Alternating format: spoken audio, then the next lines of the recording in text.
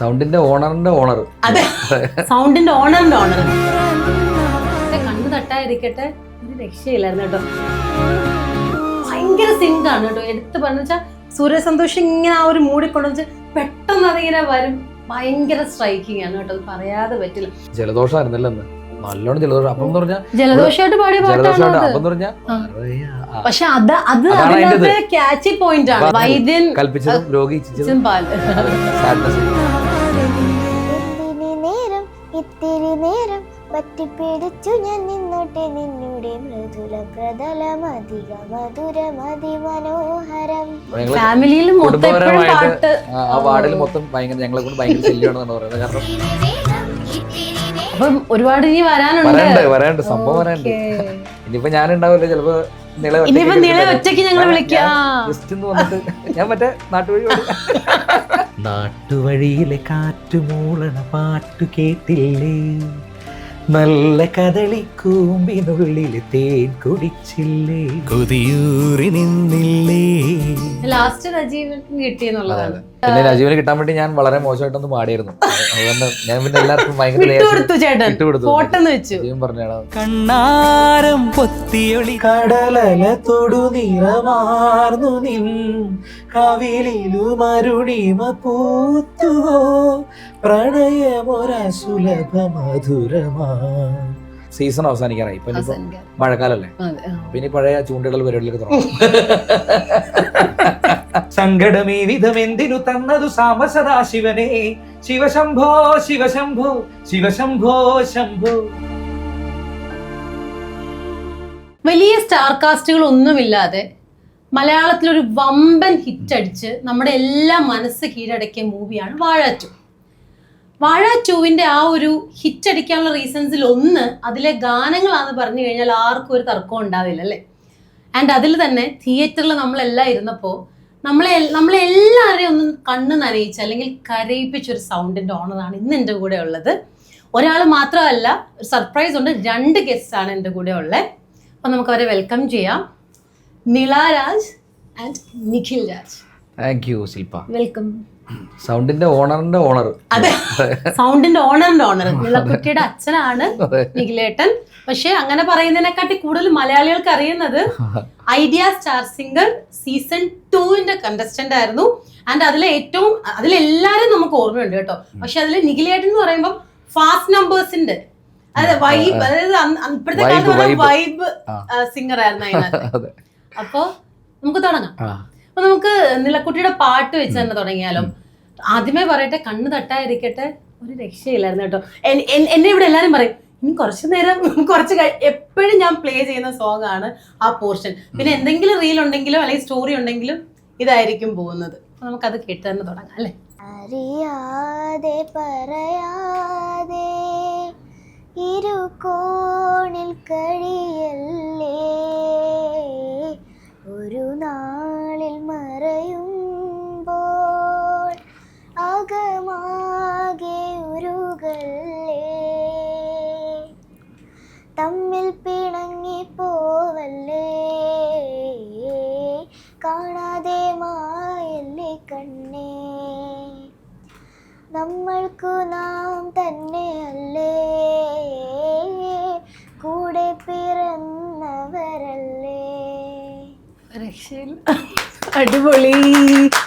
ആദ്യമേ ഞാൻ പറയട്ടെ, എനിക്കിത് നേരിട്ട് കേൾക്കാൻ പറ്റിയ ഭയങ്കര സന്തോഷം ചേട്ടാ. സത്യമായിട്ട് നിങ്ങളെ ഇന്റർവ്യൂ ചെയ്യുന്ന ഭയങ്കര സന്തോഷം. 2 റീസൺ ഉണ്ട്. ഒന്ന്, ആ ടൈമില് അതായത് ഐഡിയ സ്റ്റാർസിന് ശരിക്കും സീസൺ 1 ഉണ്ടായിരുന്നു. അത് ഞാൻ കണ്ടിട്ടുണ്ട്. അന്ന് ഞാൻ സ്കൂളിൽ നിങ്ങളുടെ സീസൺ ഞാൻ 8th സ്റ്റാൻഡേർഡിൽ പഠിക്കുമ്പോഴാണ്. അപ്പൊ മറ്റേ സീസൺ അത്രയും പക്ഷെ വളരെ പയ്യെ ഒരു നോർമൽ. അപ്പോ ഫസ്റ്റ് സീസൺ ശരിക്കും ഒരു നോർമൽ ഒരു നമ്മൾ കോമ്പറ്റീഷൻ പോലെ തീർന്നത് എനിക്കത് ഓർമ്മയുണ്ട്. പക്ഷെ സെക്കൻഡ് വന്നപ്പോ ഒരു ഭയങ്കര ഇപ്പം പറയുന്ന പോലത്തെ ഒരു വലിയൊരു സംഭവമായിരുന്നു ശരിക്കും. അത് കുറെ മാസം നീണ്ടു നിന്നൊരു പ്രോഗ്രാമും ഒക്കെ ആയിരുന്നല്ലോ. വലിയ പ്രൈസ് മണി ആദ്യമായിട്ട് വരുന്നു, അങ്ങനെ ഒത്തിരി പ്രത്യേകതകൾ ഉണ്ടായിരുന്നു. ശരിക്കും പറഞ്ഞാൽ മലയാളികൾ ആദ്യമായിട്ട് 2 കൈകളും നീട്ടി സ്വീകരിച്ചൊരു റിയാലിറ്റി ഷോ ആയിരുന്നു ഐഡിയ സ്റ്റാർ സിംഗർ സീസൺ 2. അപ്പോ അന്ന് അത് കാണുന്ന സമയത്ത് ശരിക്കും പറഞ്ഞാൽ ഇന്ന് ഞാനിവിടെ ആങ്കർ ആയിട്ട് ഇരിക്കുമ്പോൾ ഉണ്ടല്ലോ, രഞ്ജിനി ഹരിദാസ് മാം എന്ന് പറയുന്ന നിങ്ങളുടെ ആങ്കർ തൊട്ട് ഹൈലൈറ്റ് ആയിരുന്നു. അപ്പം ഇതാണ് എന്റെ പ്രൊഫഷൻ ഡിസൈഡ് ചെയ്യാൻ രഞ്ജിനി മാമിന്റെ ആ ഒരു പ്രോഗ്രാമാണ് എന്നെ ഹെൽപ്പ് ചെയ്ത്. അപ്പൊ അന്ന് രഞ്ജിനി മാം സ്റ്റേജിൽ വിളിച്ച ആളിനെ, അല്ലെങ്കിൽ അന്ന് നിങ്ങളുടെയൊക്കെ ഫാൻസ് ആയിരുന്നു നമ്മള്. അപ്പൊ അങ്ങനെ നിഖിലേട്ടനെ ഇന്റർവ്യൂ ചെയ്യാൻ പറ്റുന്നുള്ള എനിക്കൊരു സന്തോഷം. രണ്ടാമത്തെ കാര്യം, നിളക്കുട്ടി. ശരിക്കും ഈ പാട്ട് വാഴാറ്റൂൽ ഇറങ്ങിയപ്പോൾ തൊട്ട് നമ്മുടെ എല്ലാ മൈൻഡിൽ ഡെയിലി നമ്മൾ ആരെങ്കിലും ഒക്കെ ഇവിടെ ഇത് മൂളും. നിങ്ങളെ രണ്ടുപേരും ഇന്റർവ്യൂ ചെയ്യാൻ പറ്റുന്നതിൽ ഒത്തിരി സന്തോഷം. അപ്പൊ നമുക്കിനി വാഴാറ്റൂയിലേക്ക് വരാം. മോൾ എങ്ങനെയാണ് ഈ പ്രോജക്റ്റിലേക്ക് എത്തുന്നത്? ഈ സിനിമ ഫീൽഡ് ഓൾറെഡി ഉണ്ടോ, അല്ലെങ്കിൽ മോള് പാടിയ പാട്ടുകളൊക്കെ അതിന് മുന്നേ റിലീസ് ആയിട്ടുണ്ടോ? അതെല്ലാം നമുക്കൊന്ന് പറയാം. മോള് ഒരു എത്ര വയസ്സ് വരെ മുതലാണ് പാടുന്നത്? 2-3 വയസ്സ് മുതൽ ഇങ്ങനെ പതുക്കെ മോള് തുടങ്ങിയിട്ടുണ്ട്. അപ്പൊ ഇങ്ങനെ ഞാൻ പിന്നെ വീട്ടില് മറ്റേ കൊടും പ്രാക്ടീസ് മോളിങ്ങനെ നോക്കി ഇത് എന്താ സംഭവം. അത് കഴിഞ്ഞ് പാട്ട് വൈഫും പാട്ടുകാരിയാണ് വൈഫ്. അപ്പൊ ഞങ്ങളുടെ ഡ്യൂറ്റും കാര്യങ്ങളും. പിന്നെ ഞങ്ങൾ ഓൺലൈൻ ക്ലാസ്സുകളൊക്കെ എടുക്കുമ്പോൾ അതും ഇങ്ങനെ മോള് കണ്ട് ഒരു ദിവസം ഇങ്ങനെ പാടി. പിന്നെ എൻ്റെയും അങ്ങനെ മ്യൂസിക് ഫീൽഡിൽ ഏറ്റവും അറിയപ്പെടുന്നൊരു, അതായത് എല്ലാവരും സീനിയർ ആയിട്ടുള്ള ഒരു മ്യൂസിഷ്യൻ ഉണ്ട്, വിൻസെന്റ് അണ്ണൻ എന്ന് പറയും. വിൻസെന്റ് ചെന്നൈയിലായിരുന്നു പുള്ളി, പക്ഷെ ഇപ്പോൾ ഇവിടെ കൊച്ചിയിലുണ്ട്. അപ്പോൾ പുള്ളി ഒരു ദിവസം ഇങ്ങനെ എന്നോട് പറഞ്ഞു, മോള് പാടുമോ? നിളക്കുട്ടി പാടുമെന്ന് വെച്ചാൽ ഞാൻ പറഞ്ഞു പാടും അത്യാവശ്യം, അന്നൊന്ന് കൊണ്ടുവരാൻ നോക്കാം എന്ന് പറഞ്ഞാൽ. ആദ്യമായിട്ട് ഏതാ പാടുന്നേ? ആദ്യമായിട്ട് തുടരുമല്ലാണോ? തുടരുമല്ലോ, വേറൊരു മൂവി അല്ലേ? അത് ഇറങ്ങിയിട്ടില്ല. ഫസ്റ്റ് പാട്ട് ഇറങ്ങിയിട്ടില്ല. MJ സാറിന്റെ ആയിരുന്നു അല്ലേ? ജയന്ത സാറിന്റെ ആയിരുന്നു. ഞാൻ MJ സാറിന്റെ കൂടെ ഉണ്ട് അസിസ്റ്റന്റ് ആയിട്ട്. രതിർവേദം തൊട്ടേ ഉണ്ട്. അതിലേക്ക് നമുക്ക് വരാം. അതെ. അപ്പോ ഞാൻ വിഷയത്തിൽ നിന്ന് തെന്നി മാറിയില്ല. അതെ. അപ്പൊ അങ്ങനെ വിൻസെന്റ് അണ്ണനാണ് ആദ്യമായിട്ട് മോള് പാടുന്നത്. പിന്നെ വാഴ 1-ലും പാടിയിട്ടുണ്ട് കോറസ്. ഏതാണ് വാഴ 1-ല്? വാഴ 1-ലൊരു മൂവി, ഒരു സോങ് ഇല്ലേ? അതേതായാലും മറന്നുപോയാ? പെട്ടെന്നായിപ്പോ അതിമനോഹരമാണോ? ഇത്തിരി നേരം അത് പാടിക്കേ. എന്തിനി നേരം ഇത്തിരി നേരം പറ്റിപ്പിടിച്ചു ഞാൻ നിന്നോട്ടെ നിന്നുടെ മൃദുല പ്രതലമധിക മധുരമതിമനോഹരം വാനത്തെ അമ്പിളി ചേലത്തെ ചുണ്ടിൽ കൊണ്ടുവരാനായി സാധിച്ചിരുന്നില്ല കട്ടിലും കോണിലും കുട്ടു പങ്കിടുവാൻ മതി വരുമോളം.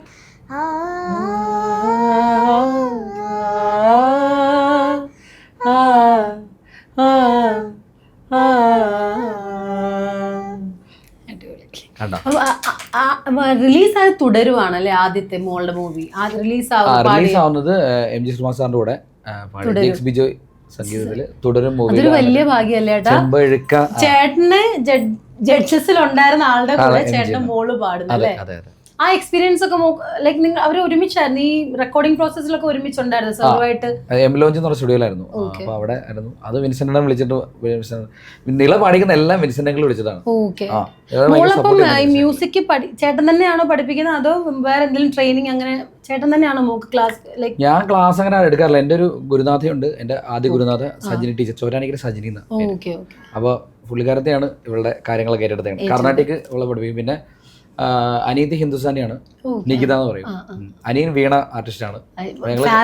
കുടുംബപരമായിട്ട് ആ വാർഡിൽ മൊത്തം ഭയങ്കര ഞങ്ങളെ കൊണ്ട് ഭയങ്കര ശല്യമാണെന്നാണ് പറയുന്നത്. കാരണം അതെ, അപ്പൊ പിന്നെ അവർക്ക് ഒരു ടാലന്റ് ഉണ്ട്. അതെ അതെ, നമ്മളെപ്പോഴും കേൾക്കുന്ന കാര്യങ്ങളാണല്ലോ കുട്ടികൾ. അതുപോലെ അതെ. പിന്നെ എപ്പോഴും മ്യൂസിക് ആണ് വീട്ടിൽ എപ്പോഴും വെക്കുക. നമ്മള് രാവിലെ കച്ചേരി, പിന്നെ അങ്ങനെ കർണാട്ടിക്, അത് കഴിഞ്ഞ് ഉച്ചയാകുമ്പോഴത്തേക്ക് ഒരു ജോൺസൺ മാഷിൽ തൊട്ടും തുടങ്ങി രവീന്ദ്രൻ മാഷ്, അങ്ങനെ തുടങ്ങി അവസാനം വൈകുന്നേരം ഒക്കെ ആകുമ്പോഴത്തേക്കും ഭജൻസിലേക്ക് കയറും. പിന്നെ ഈവനിങ് നമ്മുടെ ഒരു ചെറിയൊരു പരിപാടികളൊക്കെ ഉണ്ട്. ഈവനിങ് നമ്മള് സന്ധ്യാനാമം ചൊല്ലാന്നുള്ളൊരു സംഭവം ഉണ്ടല്ലോ. അപ്പൊ അതില് നമ്മള് നൈസായിട്ട് കീർത്തനം. പക്ഷെ ശരിക്കും പറഞ്ഞ ചേട്ടാ, ഒരു കുഞ്ഞുങ്ങളെ വളർന്നു വരുമ്പോൾ ഇപ്പൊ നമ്മളിങ്ങനെ പറഞ്ഞെങ്കിൽ ഏറ്റവും നല്ലൊരു അറ്റ്മോസ്ഫിയർ ആണത് സംഗീതത്തോളം അല്ലേ? അത് നമ്മുടെ ബ്രെയിനായാലും മൈൻഡിനായാലും എല്ലാം ഏറ്റവും നല്ല കാര്യങ്ങളല്ലേ. പിന്നെ കാർട്ടൂണൊന്നും അധികം കാണിക്കാറില്ല. ആൾക്ക് സമയം ഉണ്ടാവില്ലല്ലോ മ്യൂസിക് ക്ലാസ്സസും. മോളപ്പം തുടരുമില് ശ്രീകുമാർ അങ്കിളിന്റെ കൂടെ വർക്ക് ചെയ്തപ്പോ എന്തായിരുന്നു, സംസാരിക്കുകയൊക്കെ ചെയ്തായിരുന്നോ, അല്ലെങ്കിൽ എന്തെങ്കിലും കറക്റ്റ് ചെയ്ത് തരുമോ, അങ്ങനെയൊക്കെ ചെയ്തിട്ടുണ്ടായിരുന്നോ? അത് അങ്ങനെ പറഞ്ഞൊന്നും തോന്നില്ല. പക്ഷെ ഞാൻ ആ സാറിന്റെ കൂടെ ഫോട്ടോ എടുത്തു വച്ചോടാ.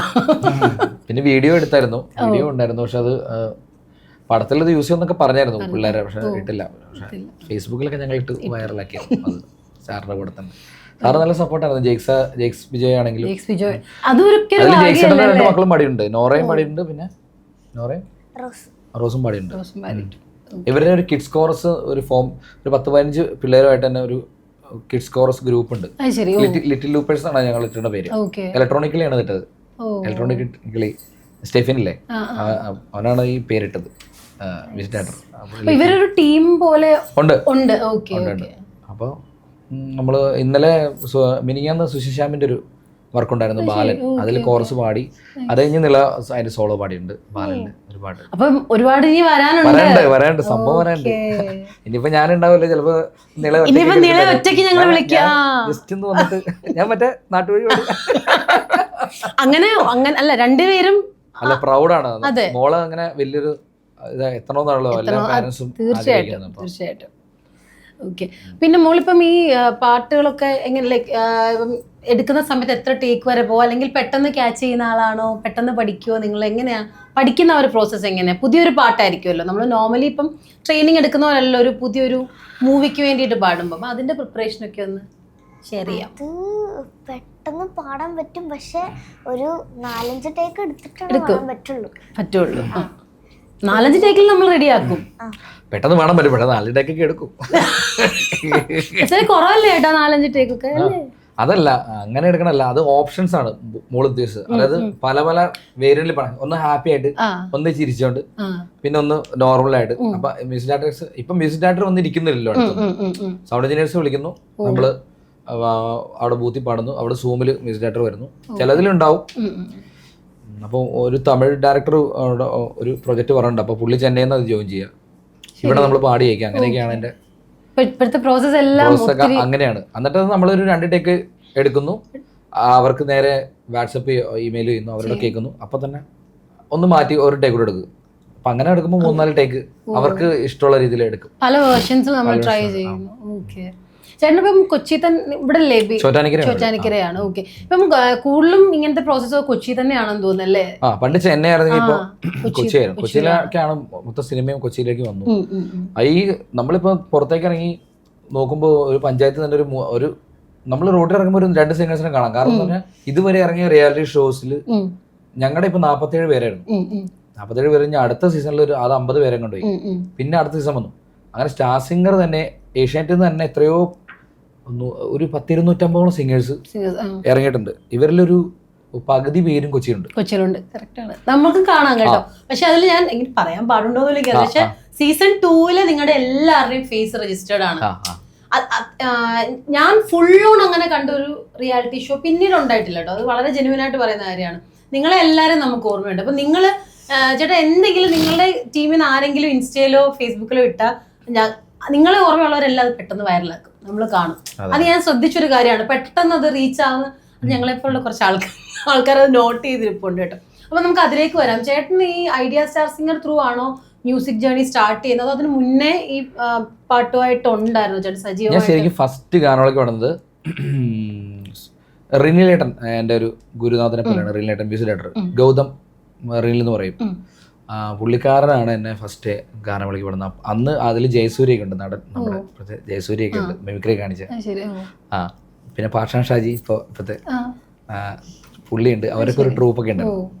ഞാൻ പറയുന്നത് 2000 ആ സമയത്തെ 2007 ഞാൻ ഇപ്പൊ പറയുന്ന ഇൻസിഡന്റ് എന്ന് പറഞ്ഞൊരു 98-2000 ആ സമയത്ത്. നേരത്തെ ഗാനമേളകൾ ചെയ്യുന്നുണ്ട്. ഗാനമേള പല ട്രൂപ്പുകൾ ഇങ്ങനെ പാടിയാണ് ഒരു എക്സ്പീരിയൻസ് ആക്കി എടുത്തതിന് ശേഷമാണ് റിയാലിറ്റി ഷോയിലേക്ക് വന്നത്. അത് പക്ഷേ ഹെൽപ്പ് ചെയ്തു പാടാനായിട്ട്. സ്റ്റേജ് അതുകൊണ്ട് ഫാസ്റ്റ് നമ്പേഴ്സ് ഒക്കെ ഞങ്ങൾക്ക് ഇപ്പോഴും ഓർമ്മയുണ്ട്. എപ്പോഴും ചേട്ടന് കയ്യടി കിട്ടുന്നത്. കാരണം മെലഡി പാടാൻ ഇപ്പോഴത്തെ ഭയങ്കര പുലികളുണ്ട്. നജീമുണ്ട്, തുഷാറുണ്ട്, അരുൺ ഗോപനുണ്ട്. പിന്നെ മിക്സ് ചെയ്ത് രണ്ടും പാടുമായിരുന്നു. അപ്പം ഞാൻ നോക്കുമ്പോ ഇവരുടെ അടുത്ത് ഇവരുടെ അടുത്ത് മുട്ടിയേക്കണെങ്കിൽ ഇപ്പുറത്ത് ഇവര് എടുക്കാതെ അത്യാവശ്യം കുറച്ച് ഡാൻസ് ഒക്കെ കളിച്ച്. പക്ഷെ ഇപ്പൊ അത് കാണുമ്പോൾ ഭയങ്കര കോമഡി ആയിട്ട്. നമുക്കൊരു ഫാസ്റ്റ് നമ്പർ പാടി നോക്കിയാലോ? ഫാസ്റ്റ് നമ്പർ വേണോ? ഒരെണ്ണം പിന്നെ നമുക്ക് അല്ലാതെ ഫാസ്റ്റ് നമ്പർ ഏതാ പാടാ? ചേട്ടൻ അന്ന് ഏറ്റവും കൂടുതൽ കൈയടി കിട്ടിയ ഒരു കൺഫ്യൂഷൻ തീർക്കണുണ്ട്. പാടത്തെ കൺഫ്യൂഷൻ തീർക്കണമേ, എന്റെ കൺഫ്യൂഷൻ തീർക്കണമേ, തുംഗജടാധര ചന്ദ്രകലാധര ശങ്കര ഭഗവാനേ, സങ്കടമേ വിധമെന്തിനു തന്നതു സാംബ സദാശിവനേ തുംഗജടാധര ചന്ദ്രകലാധര ശങ്കര ഭഗവാനേ സങ്കടമേ വിധമെന്തിനു തന്നതു സാംബ സദാശിവനേ ശിവശംഭോ ശിവശംഭോ ശിവശംഭോ ശംഭോ ശിവശംഭോ ശിവശംഭോ ശിവശംഭോ ശംഭോ കൺഫ്യൂഷൻ തീർക്കണമേ എന്റെ കൺഫ്യൂഷൻ തീർക്കണമേ കൺഫ്യൂഷൻ തീർക്കണമേ. അടിപൊളി. താങ്ക് യു ചേട്ടാ. അപ്പോഴേ ഈ നമ്മുടെ ആ ഒരു ഐഡിയ സ്റ്റാർ സിംഗർ കഴിഞ്ഞതിന് ശേഷം അപ്പൊ ചേട്ടൻ നേരത്തെ അപ്പം സജീവമായിരുന്നു സ്റ്റേജുകളിൽ, അതായത് ഗാനമേളയിലെല്ലാം ഉണ്ടായിരുന്നു പറഞ്ഞു. പക്ഷെ നമ്മൾ ഈ റിയാലിറ്റി ഷോ കഴിഞ്ഞിറങ്ങിയപ്പോ അതിൽ നിന്ന് കുറച്ചുകൂടെ എന്ത് ബെനിഫിറ്റ്സ്, അതായത് കുറച്ചുകൂടെ എന്തെങ്കിലും അഡ്വാൻറ്റേജസ് കിട്ടിയതായിട്ട് തോന്നിയിട്ടുണ്ടോ? പ്രോഗ്രാമിന് പൈസ കൂടുതൽ മേടിക്കാൻ പറ്റുന്നുണ്ട്. ആൾക്കാർ അറിയുന്നതുകൊണ്ട് നമ്മളെ ഗസ്റ്റ് ആയിട്ട് വിളിക്കാൻ പറ്റും. അല്ലാതെ സ്റ്റേജ് ഷോസ് കൂടുതൽ കിട്ടുന്നതായിട്ടോ അല്ലെങ്കിൽ റിയാലിറ്റി ഷോയിൽ പാടിക്കൊണ്ടിരിക്കുമ്പോൾ തന്നെ സ്റ്റേജ് ഷോസ്, പുറത്തുള്ള ഷോസ് ഒക്കെ വന്നു, അബ്രോഡ് ഷോസ് ഒക്കെ വന്നിട്ടുണ്ട്. പാടിക്കൊണ്ടിരിക്കുമ്പോൾ അതിൽ നിന്ന് ഞാൻ പോയി പാടിയിട്ട് വന്നിട്ടുണ്ട്. ഞാൻ കൃഷ്ണീത്തൊക്കെ, കൃഷ്ണീത് ബാനു ഏറ്റവും ചെറിയ പയ്യനായിരുന്നു. ഓർമ്മയുണ്ട്. അപ്പൊ ഞങ്ങൾ കുറേ കേരളത്തിലെ ഒട്ടുമിക്ക പ്രോഗ്രാം ഏജൻസികളും അമ്പലക്കാര്, പള്ളിക്കാര്, അങ്ങനെ എല്ലാവരും വിളിച്ച് പ്രോഗ്രാം തന്നിട്ടുണ്ട് ഇഷ്ടം പോലെ. അന്ന് വേറെ പിള്ളേര് പിന്നെ ബാക്കിൽ ഇല്ലല്ലോ, ഞങ്ങളല്ലേ ഇറങ്ങിയത്. അത് കഴിഞ്ഞ പിന്നെ നിങ്ങളുടെ അത്രയും ഡിമാൻഡിങ് ആയിരുന്നല്ലോ ആളുകൾ. അതെ, പിന്നെ അടുത്ത സീസണൊക്കെ വന്നപ്പോൾ ഞങ്ങൾക്ക് പതുക്കെ ഒരു 5 വർഷം 6 വർഷം അതിന്റെ ഒരു ഇതങ്ങോട്ട് നിന്നു. ഒരു എന്താ പറയാ, അതിന്റെ ഒരു വൈബ് നിന്നായിരുന്നു.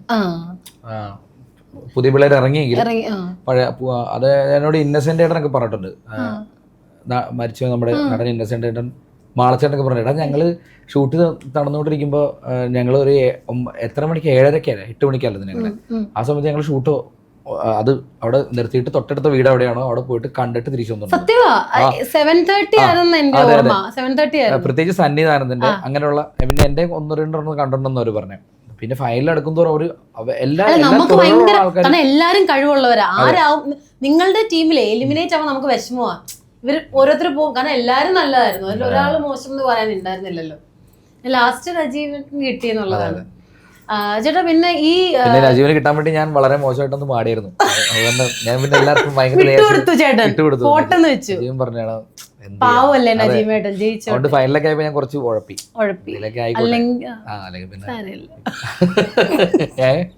ചേട്ടാ അപ്പം ഈ റിയാലിറ്റി ഷോയിൽ വന്നു, നമുക്കത് സ്റ്റേജിൽ നല്ല രീതിയിൽ സ്റ്റേജ് ഷോസ് കിട്ടാൻ ഹെൽപ്പ് ചെയ്തു എന്ന് പറഞ്ഞു. പക്ഷെ അത് എത്രത്തോളം നമുക്ക് മൂവീസ് അല്ലെങ്കിൽ ഒരു പിന്നണി ഗായകൻ എന്നുള്ള രീതിയിൽ ഹെൽപ്ഫുൾ ആയെന്ന് തോന്നിയിട്ടുണ്ടോ? നമ്മളിപ്പം ഒരു മിസ് ഡേറ്റർ എടുത്ത് പോകുമ്പോ ഇന്ന ആളല്ലേ, ശാസ്ത്രീയ പാടിയ ആളല്ലേ, ഇൻട്രൊഡ്യൂസ് ചെയ്യേണ്ട ആവശ്യം ഉണ്ടായിരുന്നില്ല. അപ്പൊ അതുകൊണ്ട് അന്ന് കുറെ പേരോടൊക്കെ ചാൻസ് ചോദിച്ചെങ്കിലും ഫസ്റ്റ് ചാൻസ് വരുന്നത് MJ സാർ തന്നെയാണ്. അതിലേക്ക് നമുക്ക് ചേട്ടന്റെ ഫസ്റ്റ് മൂവി സോങ് രതിനിർവേദ മൂവിയിലെ അതൊന്ന് നമുക്ക് കേട്ടാലോ? നാട്ടുവഴിയിലെ കാറ്റുമൂളണ പാട്ടു കേട്ടില്ലേ, നല്ല കദളിക്കൂമ്പിനുള്ളിലെ തേൻ കുടിച്ചില്ലേ, കൊതിയൂറി നിന്നില്ലേ, കണ്ണാരം പൊത്തിയൊളിച്ചും പുന്നാരം കണ്ടുപിടിച്ചും ആഞ്ഞിലി മുട്ടിലൊളിച്ചു കളിച്ചില്ലേ. അത് ഞങ്ങളുടെ നാട്ടിലായിരുന്നു ഷൂട്ട് എന്നാണ് എന്റെ ഓർമ്മ. ഞാൻ മാവേലിക്കരക്കാരിയാണ്. അപ്പൊ നമുക്ക് ആ സിനിമ കുറച്ച് അന്ന് പറയുന്നുണ്ടായിരുന്നു, അവിടെ ലൊക്കേഷൻസിലൊക്കെ ഉണ്ടായിരുന്നു. പിന്നെ ഈ പാട്ട് കേൾക്കുമ്പോഴേ നമ്മളിപ്പോ ഈ ട്രെയിനിലൊക്കെ യാത്ര ഈ ഒരു നാടൻ വൈബ് അല്ലെങ്കിൽ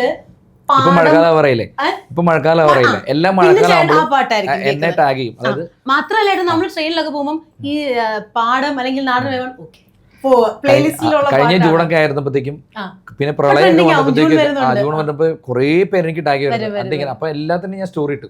അവസാനം ഞാൻ പറയും അതെ നമുക്ക് ജൂൺ വരുന്നുണ്ട്. പക്ഷെ നമ്മള് തമാശയായിട്ട് പറയല, അടിപൊളിയായിട്ട് ഒരു രക്ഷയില്ല, ഒരു പ്രത്യേക ഫീൽ ആണ് ആ സോങ്. ചേട്ടന്റെ ഫസ്റ്റ് റിലീസ് ആയ അതോ വേറെ ഏതെങ്കിലും മൂവി അതിന് മുമ്പ് പാടിയിരുന്നു. അത് ഒരു രതിർവേദനൊക്കെ 2 വർഷം മുമ്പ് പാടിയതാ. അത് അങ്ങനെ ഇറങ്ങിയില്ല.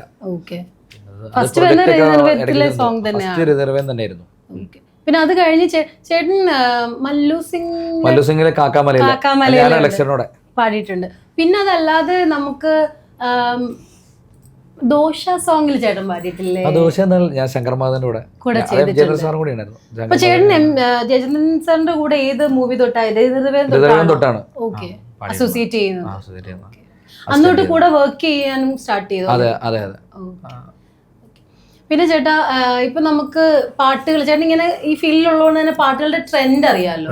ലൈക്ക് പണ്ടത്തെ അതായത് ഒരു കുറച്ച് നാൾ മുന്നേ വരെ പാട്ടിനൊരു നല്ല റോൾ ഉണ്ടായിരുന്നു മൂവീസിൽ. പിന്നെ പക്ഷെ ഇപ്പം ആ ഒരു ട്രെൻഡിന് കുറച്ച് മാറ്റം വന്നില്ല. അതായത് കൂടുതലും ഈ ബാക്ക്ഗ്രൗണ്ട് സ്കോർ അങ്ങനെയിലേക്ക് മാറിയില്ലേ? അപ്പൊ ആ ഒരു മാറ്റത്തിനെ എങ്ങനെയാ ചേട്ടൻ നോക്കി കാണുന്നത്? അത് ഒരു പാട്ടിരുന്ന് കേൾക്കാനുള്ള ഒരു ക്ഷമ ആൾക്കാർക്ക് ഇപ്പം ഇല്ല എന്നുള്ളതാണ്. പണ്ടത്തെ പോലെ കണ്ടറിയാം. ഇപ്പം മറ്റേ എല്ലാം വിരൽത്തുമ്പിൽ തന്നെ ആയതുകൊണ്ട് തന്നെ അടുത്ത് ഒരാള് ശരിക്കും പറഞ്ഞ ഒരു പാട്ട് ഫുള്ള് കേൾക്കുന്നുണ്ടോ ശരിക്കും ഒന്നും നമ്മൾ നോക്കി കഴിഞ്ഞാൽ ഇല്ല. ആ റീലിന്റെ സമയം 60 seconds ആ റീലില് ഒരു ഏകദേശം ഒരു 10 സെക്കൻഡുള്ള ഒരു വരി ഹിറ്റായ ആ വരി കേൾക്കാൻ മാത്രമായിട്ട്. പക്ഷെ നമ്മളിപ്പോ ഒരു വരി ഇപ്പം കണ്ണിൽ കണ്ണിൽ കനവു നീ അതാണല്ലോ അതിൽ ഹിറ്റ് ആയത്, ഹരി പാടിയത്. അപ്പൊ ആ പാട്ട് നമ്മൾ സ്റ്റേജിൽ പാടുമ്പോൾ ആദ്യം തൊട്ട് പാടേണ്ടി വരും. ഏത് അതിന്റെ ഫസ്റ്റ് വരി എങ്ങനെ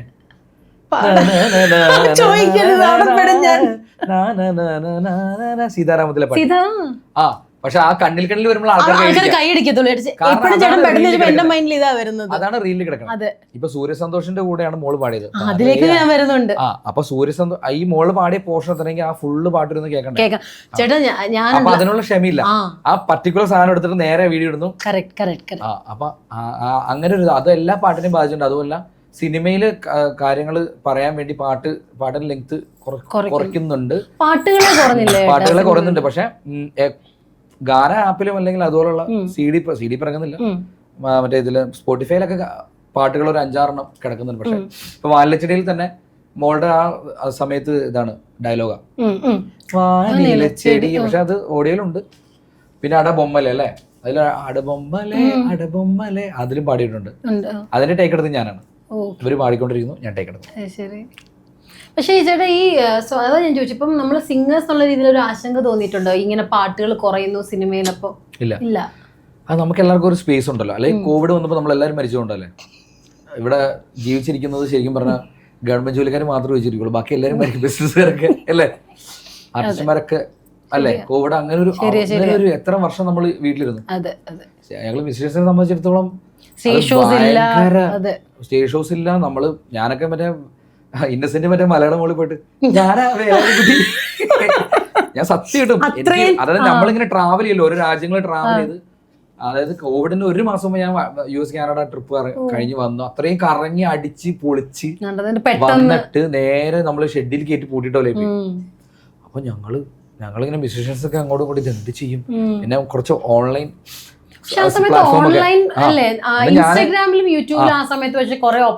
ഉണ്ടായിരുന്നു. അന്ന് മറ്റേ ബാരിക്കേഡ് ഒക്കെ വെച്ച് അടച്ചിരിക്കുക. എന്നിട്ട് അവസാനം ഞാൻ ബൈക്കൊക്കെ എടുത്ത് രാത്രി ലൈറ്റും തൊടാണ്ട് നമ്മുടെ പോലീസുകാരൊന്നും കാണാണ്ട് വളരെ ലൈറ്റൊന്നും തൊടാണ്ട് ഏതെങ്കിലുമൊക്കെ മലയുടെ ഒക്കെ മുകളിൽ പോയിട്ട് ഭയങ്കരമായിട്ട് പാടല. കാരണം എന്നറിയോ, വീട്ടിലിരുന്ന് പാടി മടുത്തു സത്യം. കാരണം ഡെയിലി ഇങ്ങനെ കാണൂലേ വൈഫിനെ മക്കളെ ഇങ്ങനെ കണ്ട് അവസാനം. അപ്പൊ നമ്മളോട് ഇങ്ങനെ ആൾക്കാർ എന്റെയൊക്കെ കാര്യം തീരാനല്ലേ മനസ്സിലായില്ലേ. നമ്മുടെ ഇല്ല, എല്ലാവർക്കും ഓരോ സ്പേസ് ഉണ്ട്. ആ സമയത്ത് കുറച്ച് സ്ട്രഗിൾ പീരീഡ് ആണെങ്കിലും പിന്നീട് സന്തോഷിക്കാനുള്ള ഒരു സംഭവം വന്നു. പക്ഷെ എന്നാലും ചേട്ടാ ഈ പാട്ടുകൾ കുറയുമ്പോ ഇപ്പൊ ചേട്ടൻ അല്ലാതെ എന്തെങ്കിലും ലൈക്ക് മ്യൂസിക് പ്രൊഡക്ഷൻ അങ്ങനെ ചെയ്യുന്നുണ്ടോ? അതോ മ്യൂസിക് പ്രൊഡക്ഷൻ ഇങ്ങനെ ചെയ്യുന്നുണ്ട്. വീട്ടിലൊരു ചെറിയ ഹോം സ്റ്റുഡിയോ സെറ്റപ്പ് ഒക്കെ ഉണ്ട്. അപ്പൊ നമ്മളിങ്ങനെ ഞാനും അനിയനോടെ മ്യൂസിക് ചെയ്തു അങ്ങനെ ഇൻഡിപെൻഡന്റ് ആയിട്ട് വർക്കുകൾ ചെയ്യുന്നുണ്ട്. ഓക്കെ. പിന്നെ നമുക്ക് നിളക്കുട്ടികളിലേക്ക് വീണ്ടും വന്നു കഴിഞ്ഞാൽ നമ്മൾ ആദ്യത്തെ പാട്ട് ശ്രീകുമാർ സാറിന്റെ കൂടെ, രണ്ടാമത്തേത് ഇപ്പൊ ഏറ്റവും കൂടുതൽ ആളുകൾ ഇടുന്നൊരു പ്ലേലിസ്റ്റ് ആണ് സൂര്യസന്തോഷ് എന്നുള്ള മ്യൂസീഷ്യൻ. അപ്പൊ സൂര്യസന്തോഷിന്റെ കൂടെ പാട്ട് പാടുക, ആ ഒരു എക്സ്പീരിയൻസ് ഒന്ന് ഷെയർ ചെയ്യാം. നിങ്ങൾ ഒരുമിച്ച് റെക്കോർഡ് ചെയ്യുന്ന ഇതുണ്ടായിരുന്നു, സിറ്റുവേഷൻ ഉണ്ടായിരുന്നു, എങ്ങനെയായിരുന്നു എന്നുള്ളത്? അത് എല്ലാവരുമായിട്ട് റെക്കോർഡ് ചെയ്തായിരുന്നു. കണ്ടായിരുന്നു ഉണ്ടായിരുന്നു അവിടെ? ഇല്ലായിരുന്നു. ഞാൻ ഭയങ്കര സന്തോഷത്തിലായിരുന്നു. അപ്പോൾ എനിക്ക് ആദ്യം സൂര്യസന്തോഷേട്ടനെ ആരാന്ന് എനിക്ക് അറിയില്ല. എൻ്റെ അച്ഛൻ പടം കാണിച്ചു തന്നപ്പോഴാണ് എനിക്ക് മനസ്സിലായത് ഇത്രയും വലിയൊരു മ്യൂസിക് ഡയറക്ടറിൻ്റെ കൂടെയാണ് ഞാൻ പാടിയത്. അപ്പോൾ ഞാൻ ഭയങ്കര ഹാപ്പി ആയിരുന്നു. ശരിക്കും ഉണ്ടല്ലോടാ. ഞാൻ പക്ഷെ മോളുടെ ആ പോർഷനാണ് ചേട്ടൻ പറഞ്ഞോളൂ നമ്മുടെ എല്ലാം മൈൻഡിൽ ഹിറ്റ് ആയതെങ്കിലും ആ ഫുൾ പാട്ട് കേട്ടപ്പോൾ മോളുടെ ഇത് വേർഷന് വേണ്ടി വെയിറ്റ് ചെയ്യുന്നുണ്ടെങ്കിലും സൂര്യസന്തോഷിന്റെ ആ വോയിസ് ഇങ്ങനെ ഒഴുകി അത് നമ്മളെ പിടിച്ചിരുത്തും. പക്ഷെ ഉണ്ടല്ലോ ഭയങ്കര സിങ്കാണ് കേട്ടോ. എടുത്ത് പറഞ്ഞു വെച്ചാൽ സൂര്യസന്തോഷം ഇങ്ങനെ ആ ഒരു മൂടിക്കൊണ്ടു വെച്ചാൽ പെട്ടെന്ന് അതിങ്ങനെ വരും. ഭയങ്കര സ്ട്രൈക്കിംഗ് ആണ് കേട്ടോ, അത് പറയാതെ പറ്റില്ല. അപ്പൊ അത് മോള് ഈ പറഞ്ഞ പോലെ പെട്ടെന്ന് നിങ്ങൾ ആ പോയി ഒരു ദിവസം കൊണ്ട് തന്നെ പഠിച്ചെടുത്തതാണോ, അതോ എങ്ങനെ ആ ഒരു നിങ്ങളൊരു ടീമായിട്ടാ പോയെന്ന് പറഞ്ഞല്ലോ, അപ്പൊ മോളിലേക്ക് ആ വോയിസ് ചൂസ് ചെയ്തെങ്ങനെ, അതോ അത് മോളെ തന്നെ സെലക്ട് ചെയ്തായിരുന്നു അവരെങ്ങനെയായിരുന്നു അത്?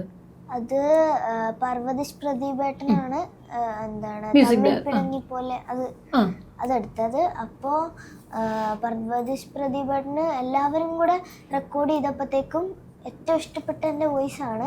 അപ്പോൾ പിറ്റേ ദിവസം റെക്കോർഡ് ചെയ്തപ്പോഴത്തേക്കും നല്ല രസമുണ്ടെന്ന് പറഞ്ഞു.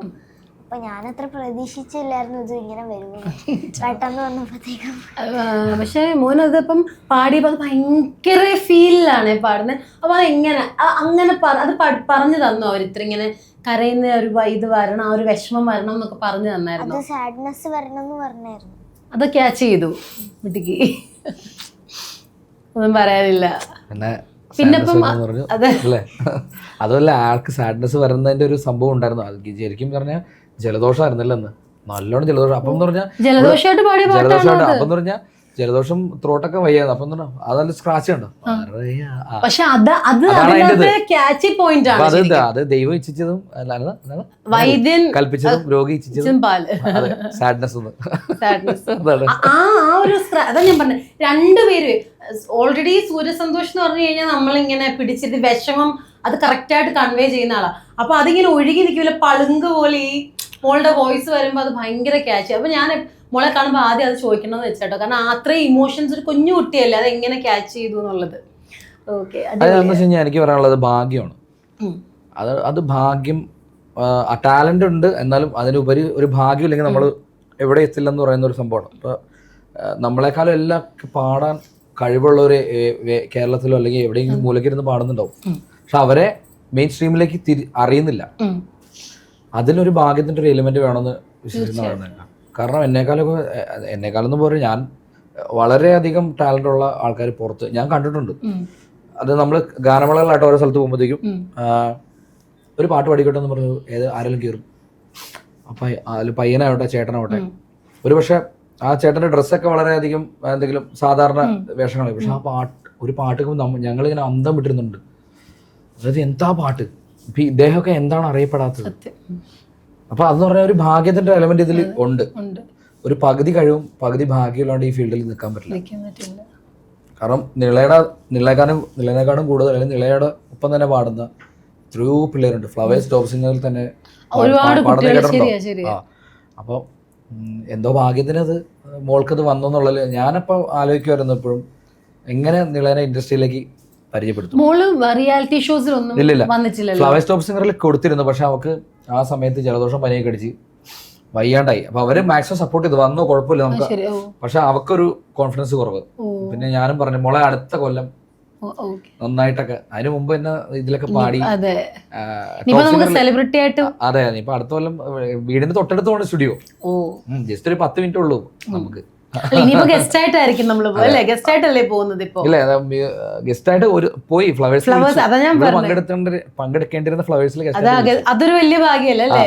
നമ്മൾ മത്സരാർത്ഥിയായിട്ട് പോകാൻ ഗസ്റ്റ് ആയിട്ട് പോകുന്നത് ശരിക്കും അതൊക്കെ ഒരു നിയോഗങ്ങളാണ്. അതാണ് ഭാഗ്യത്തിന്റെ എലമെന്റ് എന്ന് പറയുന്നത്. അതെ അതെ ചേട്ടാ. അപ്പൊ ആ ഒരു ഭാഗ്യത്തിന്റെ എലമെന്റ് എന്ന് പറഞ്ഞപ്പോഴാണ് ഇപ്പം ചേട്ടനൊക്കെ ഇത്രയും എന്താ പറയാ ആൾക്കാരിലേക്ക് എത്തി, അല്ലെങ്കിൽ ഫേസും രജിസ്റ്റേർഡ് ആണ്, സൗണ്ട് വരെ നമുക്കൊക്കെ അറിയാവുന്ന. പക്ഷെ ഇപ്പം അങ്ങനെ വെച്ച് നോക്കുമ്പോൾ സിനിമയിൽ അതിന് ഈക്വലായിട്ട് അവസരങ്ങൾ കിട്ടിയിട്ടുണ്ടെന്ന് ചേട്ടന് തോന്നുന്നുണ്ടോ? അവസരങ്ങൾ അത് ആർട്ടിസ്റ്റുമാരെ കൂടി അവസരങ്ങൾ. ഇപ്പൊ ഒരു മൊബൈൽ ഫോൺ മതിയല്ലോ, ഒരാൾ പാടുക. പണ്ട് അങ്ങനെയല്ല. ഇപ്പൊ എം ജയേന്ദ്ര എൻ്റെ ഗുരുദാനം പറഞ്ഞിട്ടുണ്ട്, ആൾക്ക് ഒരു ഫസ്റ്റ് കിട്ടിയപ്പോൾ ആ ഫോട്ടോ എടുത്തുകൊണ്ട് മറ്റേ ഫോട്ടോഗ്രാഫേഴ്സിന്റെ പുറകെ നടന്നിട്ടുണ്ട്. എനിക്കാണ് ഇത് ക്ലാസിക്കലിൽ ഫസ്റ്റ്, ഈ ഫോട്ടോ ഒന്ന് ഇടാമോ പത്രത്തില്. അങ്ങനെ പറഞ്ഞ് നടന്നിട്ടാണ് പിറ്റേ ദിവസമാണ് സാറ് പറഞ്ഞു ഓർക്കുന്നുണ്ട് പത്രത്തിൽ വന്നത്. അതും ചെറിയൊരു കോളത്തിൽ. ഇപ്പൊ എൻ്റെ അച്ഛനാണെങ്കിൽ തന്നെയും, അച്ഛൻ നല്ല പാട്ടുകാർ, ആള് മരിച്ചുപോയി, നടരാജൻ എന്നാണ് പേര്. അച്ഛനാണ് എൻ്റെ ആദ്യ ഗുരു. അപ്പം അച്ഛൻ പാട്ട് പഠിച്ചുകൊണ്ടിരുന്നത് തന്നെ നമ്മുടെ അതിൽ കൂടെ ലോട്ടറി വിൽപ്പന ഉണ്ടല്ലോ. അതായത് അച്ഛൻ മാരേജിനൊക്കെ മുമ്പ് ലോട്ടറി വിൽപ്പനയിൽ ഇങ്ങനെ ആ സമയത്ത് കായാമ്പൂ കണ്ണിൽ വിടരും കമലദളം കവിളിൽ വിടരും, നാളെയാണ് പിന്നെ നാളെയാണ് എന്ന് പറഞ്ഞ് ഒരു 10 മിനിറ്റ് കഴിഞ്ഞാലാണ് അനുരാഗവതി ഇത് വരുള്ളൂ. അപ്പൊ ഞാൻ അച്ഛൻ പറഞ്ഞിട്ടുണ്ട്, ഒരു അന്ന് ബുക്കൊന്നുമില്ല, ഇങ്ങനെ ഏതൊരു പേപ്പർ വേഷമായിട്ട് എഴുതാനായിട്ട് ഈ ലോട്ടറി കച്ചവടക്കാരന്റെ സൈക്കിൾ വരും. പണ്ടത്തെ കാലമാണെന്ന് ഇയാളുടെ പുറകെ നടക്കുമായിരുന്നു. ഇയാളുടെ പുറകെ നടന്നിട്ട് എത്ര കിലോമീറ്റർ നടന്നിട്ടാണ് ഈ കായാമ്പ് എഴുതിയെടുക്കുന്നത് അറിയാം. അതായത് വീട്ടില് റേഡിയോ ഇല്ല, അച്ഛന്റെ സമയത്ത് വീട്ടില് റേഡിയോ ഇല്ല. അപ്പൊ പണ്ടത്രയും സ്ട്രഗിൾ ചെയ്ത് പഠിച്ച ആൾക്കാരാണ് ശരിക്കും. അവരൊക്കെയാണ് ശരിക്കും പറഞ്ഞ മ്യൂസീഷ്യൻസ്. കാരണം ഇപ്പൊ എന്ന് പറഞ്ഞാൽ പിള്ളേർക്ക് ഇതിങ്ങനെ ചുമ്മാ പിള്ളേരിൽ പഠിക്കുന്നത്. കാരണം ഇപ്പൊ എന്ന് പറഞ്ഞു കഴിഞ്ഞാൽ ഞാൻ പറയുകയാണെങ്കിൽ സൗകര്യം കൂടി പോയോണ്ടാ, സത്യമായിട്ട് സൗകര്യം കൂടി പോയോണ്ടാ. കാരണം നമ്മുടെ പണ്ട് എനിക്ക് വീട്ടിലൊരു റേഡിയോ, അതായത് മറ്റേ ഒരു ഗ്യാസറ്റ് ഇടാൻ പറ്റുന്നു, പിന്നെ റേഡിയോ ഉണ്ടായിരുന്നു. അപ്പം അത് വളരെ പൊന്നു പോലെ നോക്കിണ്ടേ ഇപ്പോഴും ഉണ്ട്. കാരണം തുടച്ച് വൃത്തിയാക്കി വളരെ ഇതായിട്ട്, കാരണം വേറെ ഓപ്ഷൻ ഇല്ല. അതുപോലെ നമ്മൾ പാട്ട് എഴുതിയെടുക്കുമായിരുന്നു. ഇപ്പൊ ടാബിൽ ഗൂഗിൾ മറ്റേ ലിറിക്സ്, അത് സൗകര്യങ്ങൾ വേണം. സൗകര്യങ്ങൾ കൂടി പോയോണ്ടാണ് പിള്ളേര് ഇപ്പൊ ലെജൻസുകൾ ഉണ്ടാവുന്നുണ്ടോ. ഇപ്പൊ എല്ലാവരും ഒരു ഈ ജനറേഷനിൽ ഒരു ലെജൻഡിനെ കാണിച്ചു തരാൻ പറ്റും നിങ്ങൾക്ക്? ആരെങ്കിലും കാണിച്ചു തരാൻ പറ്റും? പണ്ട് രാജ സാറ്, എ.ആർ. റഹ്മാൻ സാറ്, ഇപ്പൊ വന്നേക്കുന്ന മ്യൂസിഷ്യൻസ് കഴിഞ്ഞു. ഇപ്പൊ ജനറേഷനിൽ ഒരു ലെജൻഡ് എന്ന് പറഞ്ഞ ആളാരോ ഉള്ള ആരും ഇല്ല. കാരണം എന്നറിയോ, പണ്ട് അവർ അത്രയും സ്ട്രഗിൾ ചെയ്ത് എന്തെങ്കിലും ആവണം. അതെ, അല്ല ചേട്ടാ, അതെന്ന് വെച്ചാൽ ആ സ്ട്രഗിൾ ചെയ്യുമ്പോൾ കുറെ പേര് ഗിവ് അപ്പ് ചെയ്യും. അത്രയും അല്ലേ ആ ഒരു കാലത്ത് അത്രയും പാഷനേറ്റ് അല്ലെങ്കിൽ ഗിവ് അപ്പ് ചെയ്യും. അത് കടന്നു വന്നവരാണ് നമ്മളിപ്പോ അതിന് ലെജൻസ് ആയിട്ട് നമ്മളുടെ അല്ലേ നമ്മള് കാണുന്ന രീതിയിൽ നിൽക്കുന്നത്. അവർ അത്രയും കഷ്ടപ്പെട്ട് മ്യൂസിക്കിന് വേണ്ടി അലഞ്ഞ് ഇപ്പോഴും ചെന്നൈയിൽ ഒരു ചാൻസ് കിട്ടാൻ വേണ്ടി ഇപ്പോഴും പാടാൻ പറ്റാതെ 10-40 വർഷമായിട്ട് കോറസ് മാത്രം പാടി നിൽക്കുന്നവരെ എനിക്കറിയാം, ഒരു സിംഗിൾ പാടാൻ പറ്റാതെ. അപ്പൊ അത് ശരിക്കും പറഞ്ഞാൽ അതാണ് ഞാൻ പറയുന്നത്, ഭാഗ്യത്തിന്റെ എലമെന്റ് ഭയങ്കരമായിട്ട് വേണം. അപ്പൊ ഈ ചേട്ടനിപ്പം നമ്മൾ പറഞ്ഞ അവസരങ്ങൾ കുറയുന്നതിന്റെ റീസൺ എന്തെങ്കിലും ചേട്ടൻ അങ്ങനെ ചിന്തിച്ചിട്ടുണ്ടോ? അതായത് ഇപ്പൊ ചേട്ടന് സജീവമാണ് സ്റ്റേജ് ഷോകളിൽ, അല്ലെങ്കിൽ അത്രയും ഉണ്ട്, പക്ഷെ അത് ഇപ്പം ചേട്ടന്റെ നിർവഹിച്ച സോങ് തന്നെ അത്രയും ഹിറ്റാണ്. ആ സൗണ്ട് മലയാളികൾക്ക് ഫെമിലിയർ ആണ്, പക്ഷെ കൂടുതൽ നമ്പർ ഓഫ് പാട്ടുകൾ കിട്ടാത്തത് എന്തായിരിക്കും എന്ന് ആലോചിച്ചിട്ടുണ്ടോ? അതിന്റെ ഒന്നാമത്തെ കാര്യം, ഞാൻ ബേസിക്കലി ഒരു മടിയനാണ്. കാരണം ഞാൻ എന്താ വെച്ചാൽ ഞാൻ ചാൻസ് വെച്ച് അങ്ങനെ പോവാറില്ല. എനിക്ക് വരുന്ന ചാൻസ് ഞാൻ ഉപയോഗപ്പെടുത്തി പാട്ട് പാടോ. ഇപ്പൊ ഞാൻ പാടിയ കുറെ പാട്ടുകൾ വേറെ എന്നെക്കാളും നല്ല ടാലന്റുള്ള സിംഗേഴ്സ് പാടിയിട്ടുണ്ട്. അപ്പൊ എന്റെ കയ്യിൽ നിന്ന് അത് പോയിട്ടുണ്ട്. അപ്പൊ ഞാൻ വിചാരിക്കുന്ന അത് കുഴപ്പമില്ല, അവരെന്നെ നിന്നിട്ട് പാടിയോണ്ടല്ലേ പോകുന്നത്, കുഴപ്പമില്ല. അങ്ങനെ ഇഷ്ടംപോലെ പാട്ടുകൾ പോയിട്ടുണ്ട്. പക്ഷെ ആദ്യമൊക്കെ എനിക്ക് ഭയങ്കര വിഷമമായിരുന്നു. പിന്നെ ഞാനിതൊരു ശീലമായി. കുഴപ്പമില്ല, നമുക്കിപ്പോ വേറെ വഴികളുണ്ടല്ലോ. പിന്നെ സോഷ്യൽ മീഡിയ ഇറങ്ങിയ പിന്നെ ഇപ്പൊ എന്ന് പറഞ്ഞു കഴിഞ്ഞാൽ ഇന്ന ആളാണ് എന്ന് ഇന്ന ആള് വേണമെന്നുള്ള സംഭവമൊന്നുമില്ല. എ.ആർ. റഹ്മാൻ സാർ പറഞ്ഞിട്ടുണ്ട്, എന്റെ ഡ്രൈവർ പാടിയാലും പാട്ട് ഹിറ്റാകുന്നു. ആരാണ് വൈറലാവുന്നത് നമുക്ക് അറിയാൻ പറ്റില്ല. അപ്പൊ അങ്ങനെ ഒരു സംഭവം ഉണ്ട്. അതുകൊണ്ട് നമ്മളിപ്പം നമ്മുടെ സോഷ്യൽ മീഡിയാസ് മാക്സിമം അതിൽ ഇപ്പം വടു ദ സ്കാർ എന്ന് പറഞ്ഞൊരു പടം ഇപ്പൊ ഞാൻ പാടിയിട്ടുണ്ട്. വടു അത് നമ്മുടെ ടി.ജി. രവി സാറും അദ്ദേഹത്തിന്റെ മോനൊക്കെ അഭിനയിച്ച മുരളി എന്ന് പറഞ്ഞൊരു ചേട്ടൻ പ്രൊഡ്യൂസ് ചെയ്ത ലിറിക്കിസ്റ്റ് ആണ് പുള്ളിക്കാണ് ഇപ്പൊ കേരള ക്രിട്ടിക്സ് അവാർഡ് കിട്ടിയത്, ബെസ്റ്റ് ലിറിക്. അത് ഞങ്ങളുടെ പാട്ടിനായിരുന്നു. അപ്പൊ അതിന്റെ വീഡിയോ ഇപ്പൊ ഇന്നലെ ഇറങ്ങി, കുറച്ചുപേരൊക്കെ കണ്ടു. അത് ഒരു ആൽബം പോലെ തന്നെ ഇരിക്കുന്ന ഒരു പ്രൊമോ സോങ് ആണ്. അപ്പൊ അത് ഇന്നലെ ഇറങ്ങി. അപ്പൊ അത് കുറച്ച് ഇപ്പോഴത്തെ കാലത്ത് കുറച്ചുകൂടെ റീച്ച് ആവാൻ ചാൻസസ് ഉണ്ട്. അതുകൊണ്ട് പിന്നെ ഇപ്പൊ നെഗറ്റിവിറ്റിയാണ് കുറച്ചുകൂടെ സെല്ല് ചെയ്യുന്ന ആളുകൾ. അതുകൊണ്ട് പിന്നെ നമ്മളിപ്പോ ഒരു പോസ്റ്റ് ഇട്ട് കഴിഞ്ഞാലും അങ്ങനെ അത് കയറണമെന്നില്ല. ഭാഗ്യം ഉണ്ടെങ്കിൽ ഇപ്പൊ നീളയുടെ പാട്ട് നീളം അതുണ്ട്. മോളുടെ ഇപ്പൊ നിങ്ങൾ രണ്ടുപേരും കൂടി ഇപ്പൊ ഇട്ടാൽ അതിനിപ്പോ ഉറപ്പായിട്ടും റീച്ച് ആവും. കാരണം ചേട്ടനെ ഓൾറെഡി മൈൻഡിലുള്ള ആളായിരുന്നു. അപ്പം പിന്നെ നിളയും കൂടെ ആവുമ്പോ ഉറപ്പായിട്ടും. അതെ, പക്ഷെ പറയാതെ അറിയാതെ ഇപ്പൊ അതായത് അത് മാത്രമല്ല, പണ്ടിറങ്ങി നമ്മളിപ്പോ ഭയങ്കര വൈറലായ പാട്ടുകൾ ഇപ്പൊ കേൾക്കുന്നുണ്ടോ? അപ്പൊ അതിനൊരു ഏകദേശം 1 മാസം 1.5 മാസം അത് ഞാൻ അടുത്ത പാട്ട് ഇങ്ങനെ വരുമ്പോ അതൊക്കെ ഇങ്ങനെ. പക്ഷെ എനിക്ക് തോന്നുന്നു കുറെ നാളിന് ശേഷം വന്ന് ഒരു മാസമെങ്കിലും നമ്മളെല്ലാം പാടിയ പാട്ട് അല്ലേ? വേറൊന്നും എനിക്കും പെട്ടെന്ന് മൈൻഡ് നിൽക്കുന്നത്, നമ്മൾ ഇവിടെ നിന്ന് എല്ലാവരും അത്യാവശ്യം സിനിമകൾ ഇറങ്ങി പോയി കാണുന്നവരാ. പക്ഷെ ഇന്നലെയും കൂടെ ഞാനൊരു മൂവി കണ്ടു, പക്ഷെ മൈൻഡില് പാട്ടൊന്നും ഇല്ല. സത്യമായിട്ട് ഞാൻ പറയാണ്. പക്ഷെ ഇപ്പൊ ഇറങ്ങിയതിൽ എന്റെ മൈൻഡിൽ വാഴാറ്റൂരിലെ പാട്ട് സജീവമായിട്ട് നിൽപ്പുണ്ട്. അപ്പൊ ഇപ്പൊ ചേട്ടനും മോളും ഒരുമിച്ച് ചെയ്യുന്നുണ്ടോ സ്റ്റേജ് ഷോസ്? നമുക്ക് ഇപ്പൊ നാളെ അല്ലെ കോട്ടയം ലുലുലുണ്ട്. കോട്ടയം ലുലു എന്റെ ബാൻഡും ഇവിടെ പതുക്കെ ഫീൽഡിലേക്ക് ഇറക്കണം. ഇതുവരെ ഇപ്പൊ മോള് സ്റ്റേജ് ഷോസ് ചെയ്യുന്നുണ്ട്. നമ്മുടെ കൂടെ ഇടയ്ക്ക് സ്റ്റേജ് ഷോസ് ചെയ്യുന്നുണ്ട്. എന്നാലും കുറച്ചുകൂടെ സജീവമായിട്ട് തന്നെ ഇറങ്ങുവാൻ ഇറങ്ങാനായിട്ട് താല്പര്യമുണ്ട്. പിന്നെ പഠിത്തത്തിനെ ബാധിക്കാത്ത രീതിയിൽ ചെയ്യണം. മുന്നോട്ട് പോകണം. അപ്പൊ ചേട്ടന് ഇപ്പൊ സ്വന്തമായിട്ട് സ്വന്തം ബാൻഡ് നിഖിൽ രാജ് ലൈവ് എന്ന് പറഞ്ഞ് ചെയ്യുന്നുണ്ട്. ഓക്കെ. ചേട്ടന്റെ ഇൻസ്റ്റ പേജ് ഉണ്ട്. അത് നിഖിൽ രാജ് ഇൻ. അതാണ്. ഓക്കെ. അത് ചുമ്മാ ഹോളിഡേ എന്നൊക്കെ പറഞ്ഞ് എനിക്ക് അത് കൊള്ളാലോ, ചുമ്മാ കേട്ടതാ. ബാൻഡ് നിഖിൽ രാജ് ലൈവ് എന്നുള്ള പേരിലാണ്. ഓക്കെ. ഇപ്പം എബ്രോഡൊക്കെ പ്രോഗ്രാംസ് ചെയ്യുന്നുണ്ട്. ഇപ്പം പ്രോഗ്രാം ടൈം ആയിരുന്നു ചേട്ടൻ? പ്രോഗ്രാം ടൈം ഇപ്പൊ ഏകദേശം സീസൺ അവസാനിക്കാറായി. ഇപ്പൊ മഴക്കാലല്ലേ, പിന്നെ പഴയ ചൂണ്ടിടൽ പരിപാടിയിലൊക്കെ തുടങ്ങും. നമ്മളുള്ളവര് പറയണല്ലോ. നമുക്ക് രണ്ടുപേരും കൂടെ പാട്ട് നമ്മള് പാടിയില്ലേ, നിങ്ങൾ രണ്ടുപേരുടെ ചേർന്ന് ഒരു സോങ്.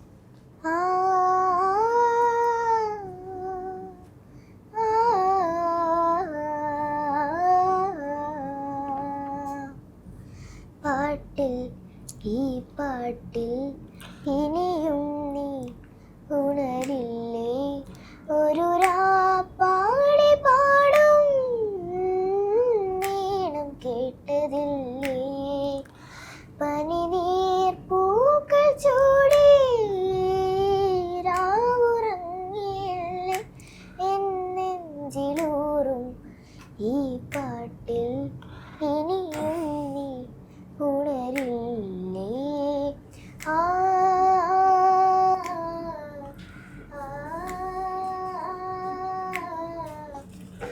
സാഗരം മാറിലേറ്റും കതിരോൻ വീണരിഞ്ഞു, കാതരെ നിന്റെ നെഞ്ചിൽ വിരിയും സൂര്യനാരോ, കടലല തൊടു നിറമാർന്നു നിൻ കവിളിലുമരുണിമ പൂത്തുവോ, പ്രണയമൊരസുലഭ മധുരമാ നിർവൃതി. ഒഴുകും പാട്ടിൽ ഈ പാട്ടിൽ ഇനിയും നീ ഉണരില്ലേ.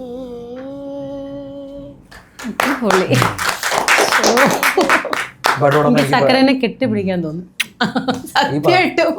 ഈ പാട്ട് ഓർക്കുമ്പോൾ പ്രിയപ്പെട്ട കണ്ണൻ ചേട്ടൻ ഓർക്കായിരിക്കും. ഈ പാട്ട് കണ്ണൻ ചേട്ടനാണ് പ്രോഗ്രാമിങ് ചെയ്തത്. സൂരജ് ബാൽ എന്നാണ് പേര്.